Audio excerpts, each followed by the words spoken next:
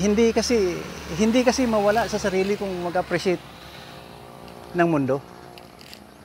Hindi ko pwedeng i-disregard ang kabutihan ng Panginoon sa aking buhay. Yan, sa mga nangyayari sa buhay ko.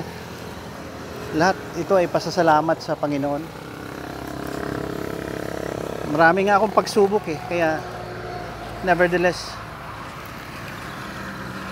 hindi siya matularan sa mga mabuting ginawa ng Panginoon sa buhay ko. Mula na nung bata pa ako hanggang ngayon, ang daming mga blessings. Marami ding pagsubok. Yan. Pero hindi ko ginawa na maging isang masamang tao.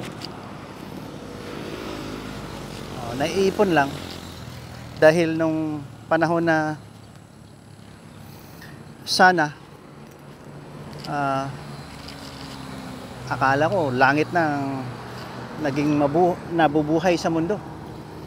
Kaya pala binigyan ako ng pagsubok na